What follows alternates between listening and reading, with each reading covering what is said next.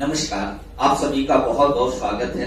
आज हम लोग आपके लिए बहुत सुंदर सा टॉपिक लेकर आए हैं। टॉपिक का नाम है जैन धर्म। इस टॉपिक को हम लोग दो हिस्सों में डिवाइड करेंगे। एक तो जैन धर्म क्या है, दूसरा जैन धर्म और बौद्ध धर्म में अंतर क्या है। तो जब आप जैन धर्म क्या है, जैन धर्म बौद्ध धर्म में अंतर क्या है और बौद्ध धर्म है, इन तीनों टॉपिक्स को देखना चाहेंगे तो आप इसी वीडियो के डिस्क्रिप्शन में जाएंगे, वहां लिंक मिलेगा।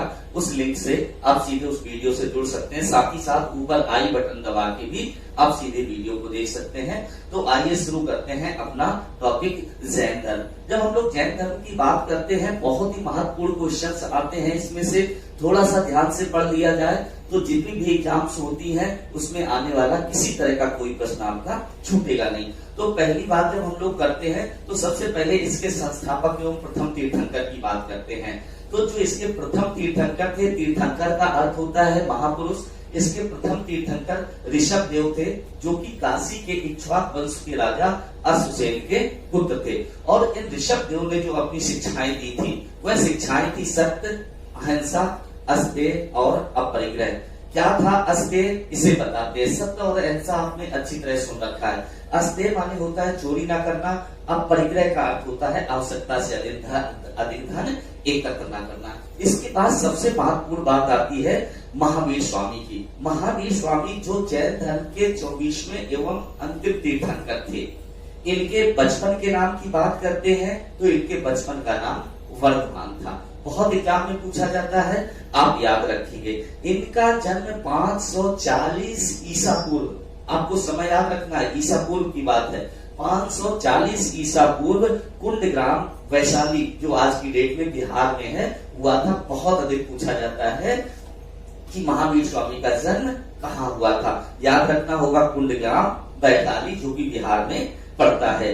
इसके बाद बात आती है पिता का नाम सिद्धार्थ था। इनकी पुत्री का नाम अनुजा प्रियदर्शिनी था, जबकि पत्नी का नाम यशोदा था।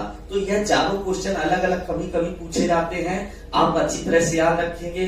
इनका खुद का बचपन का नाम वर्धमान, इनकी पत्नी का नाम यशोदा, इनके पिता का नाम सिद्धार्थ और इनकी पुत्री का नाम अनुजा प्रियदर्शिनी।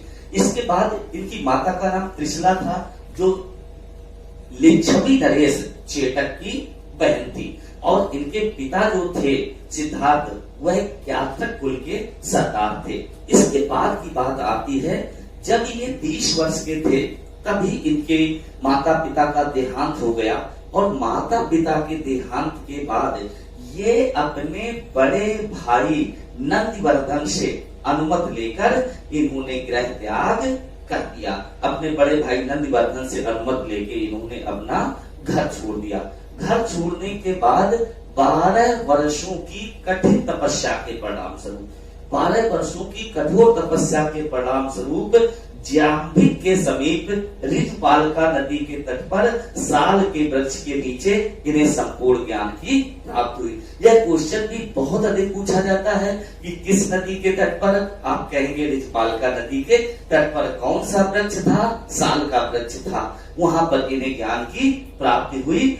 और इसी ज्ञान की प्राप्ति के बाद ये जिन अथवा विजेता कहलाए, जिन अथवा विजेता कहलाए। और बाद में इसी जिन शब्द से शब्द बना जैन। तो ज्ञान प्राप्त के बाद ये जिन अथवा विजेता कहलाए। इन्हें अरहत कहा गया। अरहत का होता है अर्थ पूज्य। इन्हें निर्ग्रंथ कहा गया। इन्हें निर्ग्रंथ कहा गया। और निर्ग्रंथ का अर्थ होता है बंधन मुक्त। तो ज्ञान प्राप्त के बाद ये जिन, अरहत और निर्ग्रंथ कहलाए। इन्होंने अपने सारे के सारे उपदेश, मैं वैसे भी बता दूं कि जितने महापुरुष होते थे वह अपने उपदेश उस समय की आम लोगों की बोलचाल की भाषा में देते थे, ताकि वह लोग उनकी बातों को आसानी से समझ सके।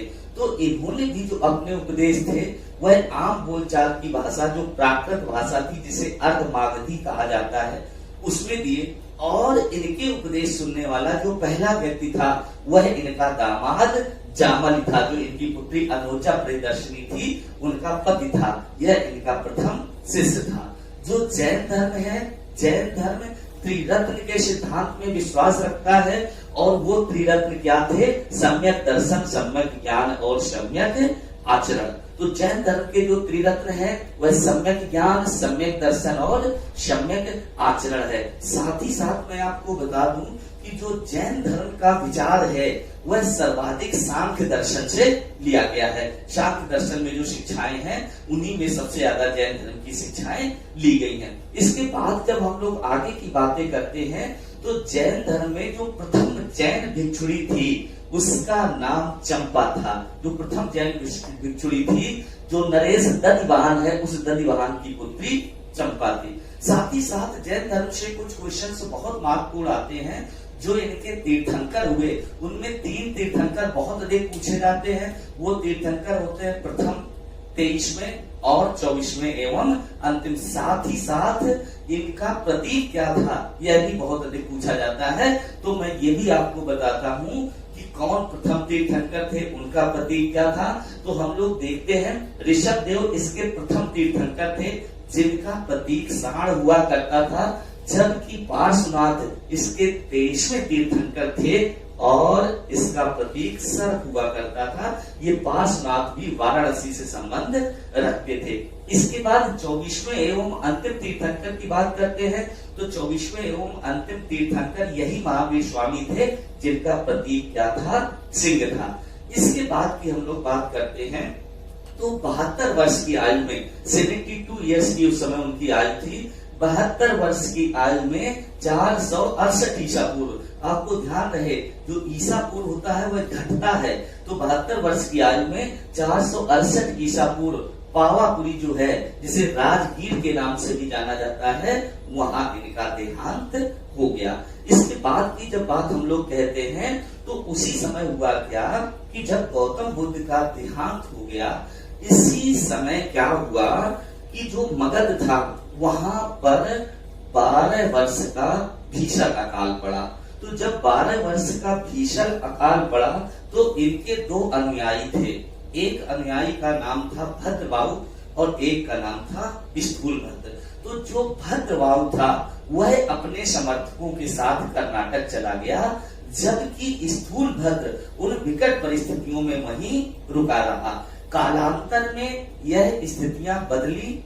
जब अकाल की स्थिति ठीक हुई तो जो भद्रबाहु था वह कर्नाटक से अपने अनुयायियों के साथ मगध वापस लौटा।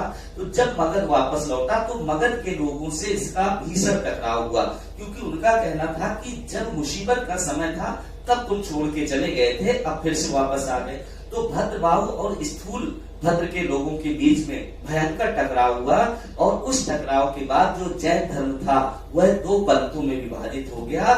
उनका एक पंथ श्वेतांबर कहलाया तो दूसरा दिगंबर कहलाया। श्वेतांबर का अर्थ होता है श्वेत वस्त्र धारण करने वाला और दिगंबर का अर्थ होता है वस्त्र ही धारण नहीं करने वाला, अर्थात निर्वस्त्र रहने वाला। तो जो भद्रबाहु थे, भद्रबाहु के अनुयायी दिगंबर हो गए, जबकि स्थूल भद्र के अनुयायी श्वेतांबर हो गए। इसके बाद जैन धर्म में बहुत महत्वपूर्ण बातें होती हैं। कुछ जैन संगीतियां होती हैं। जैन संगीतियां इसका आशय होता है कि एक बहुत बड़ी सभा जिसमें जैन धर्म के सभी जानने वालों को बुलाया जाता है और उस धर्म की अच्छाई और बुराइयां दोनों पे चर्चा किया जाता है। तो जैन धर्म में 2 बहुत महत्वपूर्ण संगीतियां हुई जो एग्जाम में बहुत पूछी जाती है। जो प्रथम जैन संगीत थी वह 300 ईसा पूर्व हुई और पाटलिपुत्र में हुई। उस संगीत का अध्यक्ष स्थूलभद्र था। बहुत महत्वपूर्ण क्वेश्चन रहता है ये दोनों, जो प्रथम और द्वितीय संगीत है। आप याद रखिए प्रथम संगीत 300 ईसा पूर्व पाटलिपुत्र जिसे आज पटना के नाम से जानते हैं उसका अध्यक्ष स्थूलभद्र था। जो द्वितीय बौद्ध संगीत हुई वह 6वीं शताब्दी में हुई। आप ध्यान दीजिए यह 300 ईसा पूर्व, यह 6वीं शताब्दी, लगभग 900 वर्षों का अंतर है। तो 6वीं शताब्दी में हुई, यह वल्लभी गुजरात में हुई। यह ISPC जैसी परीक्षाओं में बहुत पूछा जाता है कि वल्लभी कहाँ है, तो वल्लभी गुजरात में है।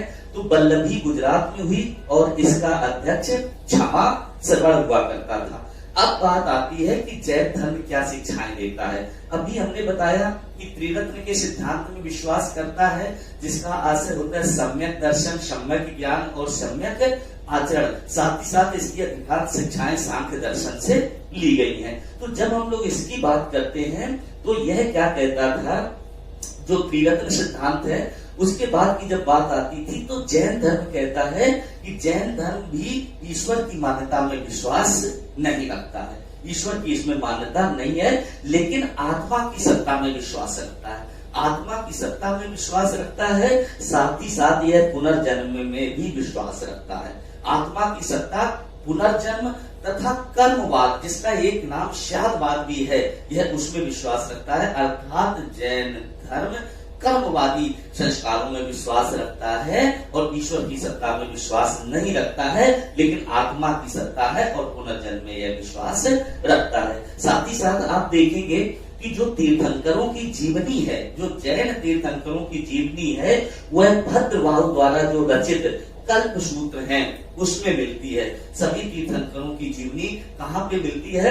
कल्प सूत्र में मिलती है। प्रश्न पूछा जाता है कि कल्प सूत्र किस धर्म का ग्रंथ है, तो आप कहेंगे कल्प सूत्र जैन धर्म का ग्रंथ है। साथ ही साथ आगे बढ़ते हैं तो हम लोग देखते हैं कि जैन धर्म से प्रसिद्ध जो कुछ बहुत महत्वपूर्ण स्थल हैं, उनकी स्थिति का अवलोकन करते हैं तो देखते हैं जो खजुराहो के प्रसिद्ध जैन मंदिर है, जो चंदेल शासकों ने बनवाए हैं, और साथ ही साथ जो मथुरा है, हमारे यहाँ मथुरा बहुत फेमस जगह है, जो मथुरा कला है उसका भी संबंध जैन धर्म से है। यानी हम कह सकते हैं कि प्राचीन काल में जो मथुरा है वह जैन धर्म का एक प्रसिद्ध केंद्र था। साथ ही साथ जैन धर्म के मानने वाले कई राजा और नरेश रहे, जिनमें कुछ प्रमुख राजा हैं, उनका नाम बताते हैं। उदयन के बाद चंद्रगुप्त मौर्य, आप देख सकते हैं ये बहुत ही प्रसिद्ध शासक हुए। इसके बाद कलिंग नरेश खारवेल और चंदेल शासक जो थे वह जैन धर्म के अनुयायी हुआ करते थे। इस पर भी बहुत ज्यादा प्रश्न पूछा जाता है, खासकर कलिंग नरेश खारवेल पे बहुत अधिक प्रश्न पूछा जाता है। कहा जाता है कलिंग नरेश खारवेल का झुकाव किस ओर था? आपका जवाब होता है जैन धर्म की ओर था। तो ये वो शासक थे जो कि जैन धर्म में विश्वास रखते थे। तो यहां से लेकर अगर हम पूरे विवरण की बात करें तो जैन धर्म के विषय में लगभग सारी महत्वपूर्ण चीजें हमने आपको बताई हैं। अगर हम इसको समराइज करें तो समराइज करने में सबसे महत्वपूर्ण बात आती है कि इसके प्रथम तीर्थंकर जो कि ऋषभदेव थे, इसके 24वें एवं अंतिम तीर्थंकर जिनका नाम महावीर स्वामी था, इन्हीं महावीर स्वामी के बचपन का नाम सिद्धार्थ था, जबकि इन्हीं महावीर स्वामी के बचपन का नाम वर्धमान था, जबकि इनके पिता का नाम सिद्धार्थ था। और इनका जन्म कुंडग्राम वैशाली जो कि बिहार में पड़ता है वहां पर हुआ था। 30 वर्ष की अवस्था में इन्होंने गृह त्याग किया और 12 वर्षों की कठोर तप, यहाँ इस शब्द को ध्यान रखें कि जैन धर्म कठोर तप में विश्वास रखता है। 12 वर्षों की कठोर तपस्या के बाद ऋजुपालिका नदी के तट पर साल के वृक्ष के नीचे इन्हें ज्ञान की प्राप्ति हुई और 72 वर्ष की आयु में 72 ईयर्स की आयु में 468 ईसा पूर्व पावापुरी जो राजगीर में है वहां पर इनका देहांत हो गया। इनके बाद जो जैन संगीतियां हुई उनमें दोनों जैन संगीतियां बहुत ही महत्वपूर्ण हैं। 300 ईसा पूर्व पाटलिपुत्र की, जिसमें अध्यक्ष स्थूलभद्र हुआ करता था, जबकि 6वीं शताब्दी में वल्लभी गुजरात की, जिसमें क्षमा से बढ़ हुआ करता था। इसके बाद अगर हम लोग बात करें तो जैन धर्म का ग्रंथ कल्प सूत्र है और सांख्य दर्शन में भी जैन धर्म की आध्यात्मिक शिक्षाएं मिलती हैं। साथ ही साथ कुछ महत्वपूर्ण राजा जो जैन धर्म से ताल्लुक रखते थे उनमें उदयन, चंद्रगुप्त मौर्य, कलिंग नरेश खारवेल और चंदेल शासक थे। तो इस प्रकार आप देख सकते हैं कि जैन धर्म से संबंधित जितने भी महत्वपूर्ण प्रश्न थे सबको हमने यहाँ पर टच किया हुआ है। उम्मीद है वीडियो आपको बहुत अच्छे से पसंद आया होगा। वीडियो आपको पसंद आया है तो लाइक करना ना भूलिए। आप लाइक करिए, सब्सक्राइब करिए, अपने मित्रों के साथ शेयर भी करिए। आप सभी को बहुत बहुत धन्यवाद।